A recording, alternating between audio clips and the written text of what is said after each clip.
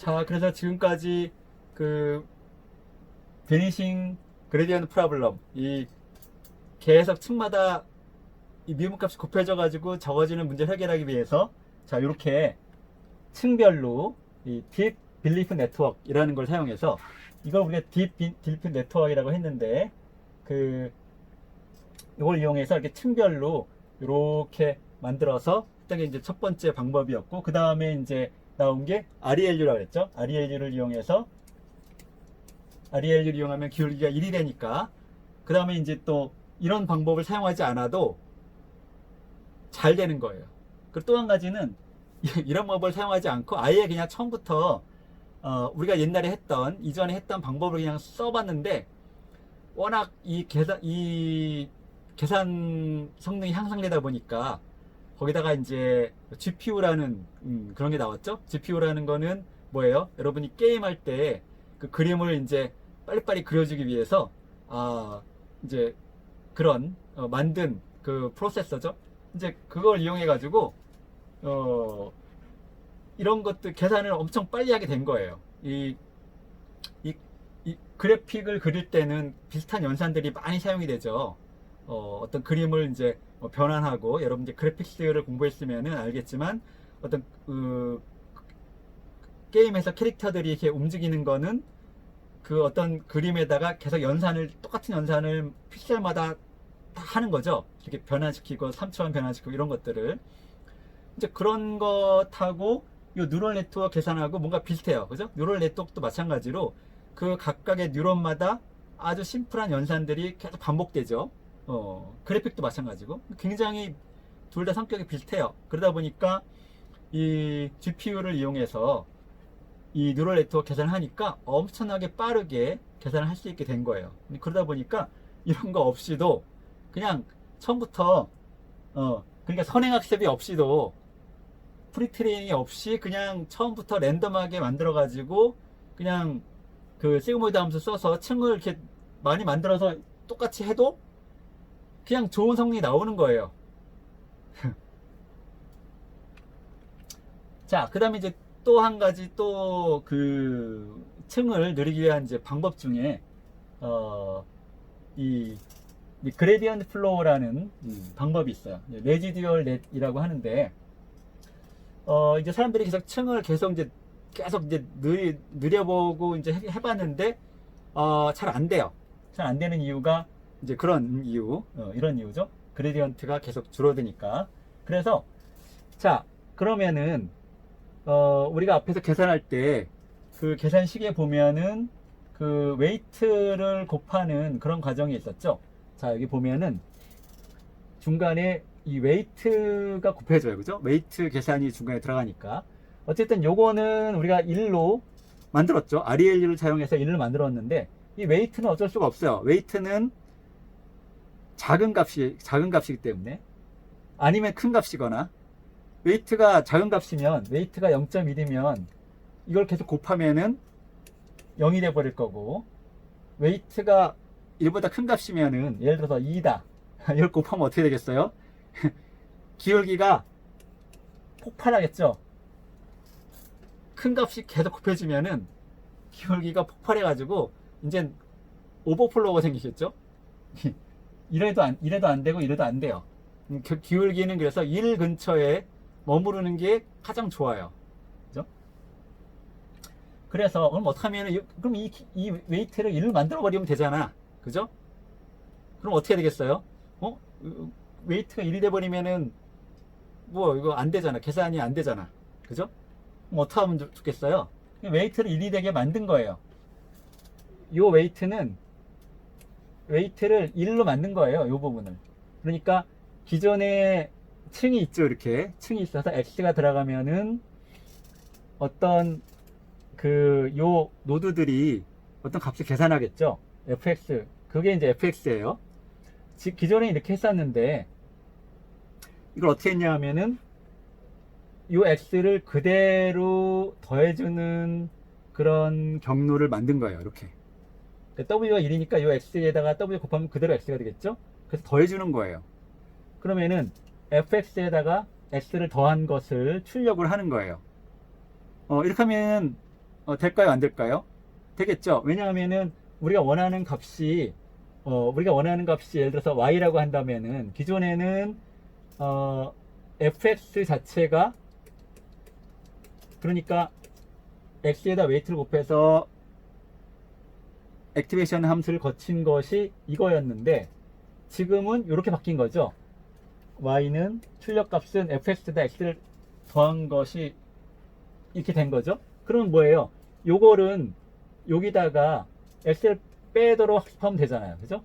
y는 여기다가 이거를 x를 뺀 것만큼을 타겟으로 만들면은 결국은 x를 더했을 때 우리가 원하는 값을 얻을 수가 있겠죠? 그러니까 아무 문제가 없어요. 이렇게 해도. 그러니까 이런 구조를 만들었어요. 이런 구조를 만들면 어떻게 되죠?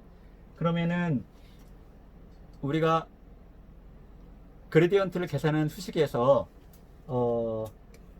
액티베이션 펑션 곱하고 그 다음에 뭐 곱하고 그 다음에 w 곱하게 되는데 자 이렇게 층이 깊지만 여기서 이렇게 연결이 되는 거예요.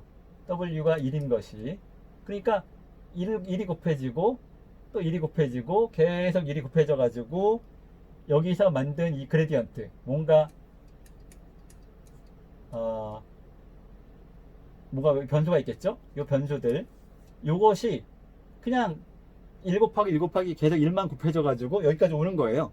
그러니까 요 값이 거의 줄어들지 않고 여기까지 도달할 수가 있는 거죠. 그러니까 그러면 여기서 요걸 계산할 때 여기 있는 웨이트를 계산할 때 요거 곱하기 요거 곱하기 하는데 대부분이 1이기 때문에 1 곱하기 1 곱하기 해가지고 요게 되는 거죠. 여기 이제 여기 W 예를 들어서 Z라고 하고 요거 A라고 한다면 여기다 이제 요거를 곱하니까 이 값이 줄어들지 않고 그냥 쭉 연결이 돼서 5회까지 올 수가 있는 거예요.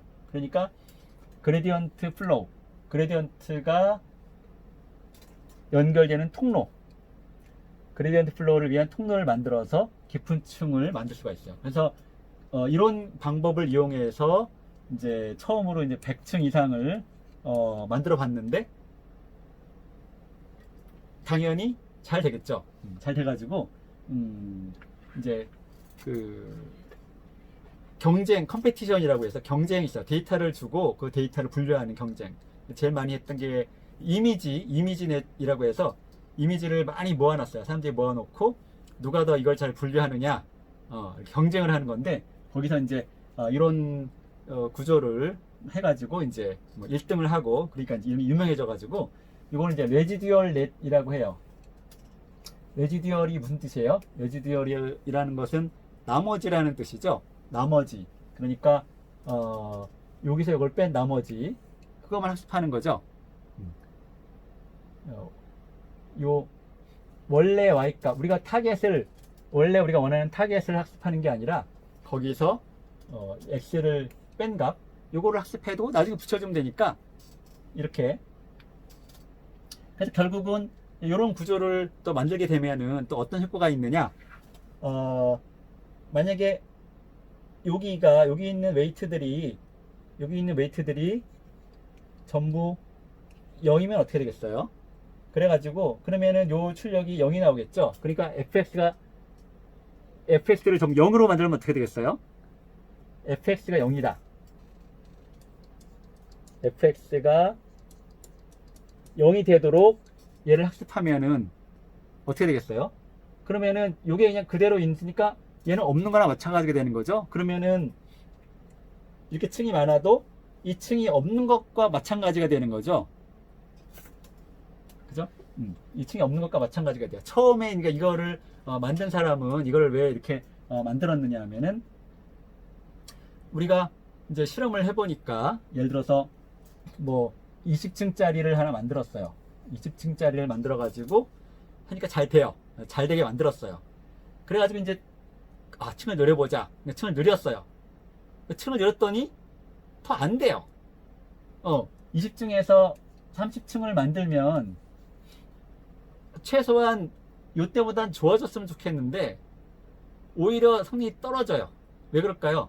이제 나중에 설명하겠지만 이제 오버피팅이라는 통계에서 나오는 오버피팅 파라미터가 너무 많아지니까 이제 그 학습 데이터의 과적합 뒤에 설명할 거예요. 오버피팅이 되니까 더 성능이 떨어지는 거예요. 그러니까 이걸 여기다가 이런 걸 적용하면은 우리가 30층을 만들었더라도 결국은 요것들이 예를 들어서 어떤 층이 출력이 0이 되도록 학습이 된다면 그 층은 없는 거나 마찬가지죠. 그러면은 이렇게 30층을 만들었더라도 최소한 20층 정도의 성능은 나올 수가 있겠죠. 이렇게 만들면 되니까. 그래서 처음에 이걸 체크하게 됐어요. 근데 이런 식으로 해가지고 이제 층을 많이 늘려봤더니 성능이 예전에는 층을 높이면 성능이 떨어졌는데 이렇게 했더니 성능이 높아진 거예요. 그래서 이제 지금은 이 레지듀얼 렛이라고 하는 것을 굉장히 많이 사용하고 있어요. 일반적으로. 자, 지금까지는 이제 역사적으로 예전에 만들었던 그 알고리즘이 어떤 문제가 있어서 안 됐는지, 그리고 그런 문제를 어떻게 해결했는지, 그 해결 방법에 무엇이 있는지 이런 것들을 봤었죠. 그래서 그 문제를 해결한 방법들이 지금은 굉장히 일반적으로 많이 사용되고 있어요. 앞에 설명했던 뭐 ReLU라든가 또 레지듀얼 렛 이런 것들이 많이 사용되고 있어요. 첫 번째 얘기했던 그런 층별로 학습시키는 그 프리트레이닝 그것도 일반적으로 또 사용이 되고 있는데 층별로 프리트레이닝을 시키는 건 아니고 다른 일을 하는 뉴럴 네트워크를 가져다가 여기다 쓰는 거예요. 그러면 이제 뭐 예를 들어서 동물을 인식하는 그런 뉴럴 네트워크가 있는데 그걸 가져다가 그럼 얘는 이제 동물을 잘 인식하죠. 이제 이걸 갖다가 다시 학습을 시키는데 뭐 자동차를 인식하는데 사용한다. 그러면은 얘가 어느 정도 영상을 보는 능력이 있기 때문에 아예 랜덤으로 시작하는 것보다 자동차를 인식하는 걸 학습시켜도 훨씬 잘 되는 그런 효과를 얻을 수가 있어요. 자, 그러면 이제 다시 이제 정리해서 여러분이 이제 뉴럴 네트워크를 설계할 때 어떤 것을 고려해야 되겠느냐? 제일 처음에 네트워크 토폴로지, 네트워크가 어떤 모양으로 되어 있느냐? 이런 식으로 딱 정하게 되어 있느냐? 아니면은 다른 모양, 금방 봤던 것처럼 뭐 이런 식으로 이렇게 연결이 있다거나 뭐 이런 여러 가지 다른 모양이 있느냐? 그 다음에 액티베이션 펑션은 어떤 것을 쓰느냐? 이걸 여러분이 정해줘야 되겠죠? 물론 이제 ReLU를 가장 많이 사용하긴 하지만 무조건 ReLU를 쓰는 건 아니에요. 용도에 따라서 다른 거를 써야 되는 경우가 많이 있어요. 출력의 형태에 따라서. 그 다음에 이제 뭐 리니어 함수를 쓸 것이냐, 난 리니어 함수를 쓸 것이냐, 뭐 여러 가지 그런 선택을 할 수가 있어요. 그 다음에 이제 그 오브젝티브 또 로스라고도 한다고 했죠. 우리가 에라라고 했던 로스 펑션 또는 에라라고 했던 훈련의 목적이 뭐냐, 우리가 이 뉴럴 네트워크를 어디다 쓸 것이냐에 따라서 예를 들면은 뭐 클래시피케이션에 쓸 거냐 아니면 리그레션 회귀에다 쓸 거냐 뭐 여러 가지 그런 방법에 따라서 이 오브젝티브 요게 이제 달라진다 그랬죠. 앞에서 우리가 저것도 봤었죠. 제네레이션. 요즘 또 이제 제네레이션이라고 하는 것이 많이 사용되고 있는데 이 뉴럴 네트워크를 이용해서 뭐 그림을 만든다거나 음악을 만든다거나 이런 여러 가지 것들도 많이 나오고 있고 최근에 그 음성 합성에 많이 사용되고 있죠. 뭐 지하철의 안내 방송이라든가 우리 아파트에는 사람이 안 하고 합성기로 안내 방송을 하는데 음성을 만들어내는 그런 것도 할 수가 있고 이런 경우에는 이제 그 확률이 오브젝티브 펑션이 된다 그랬죠. 확률을 최대화하도록 그러니까 어떤 음성을 만들어내는 확률을 최대화하도록 이런 거. 그 다음에 훈련은 어떤 방식으로 할 것인가 또 굉장히 많은 방법들이 있어요. 웨이트를 어떻게 할 것인가. 그 다음에 이제 앞으로 설명하겠지만 오버피팅을 방지하는 방법은 어떤 방법을 쓸 것이냐 이런 거에 대해서 앞으로 하나씩 보도록 하겠습니다.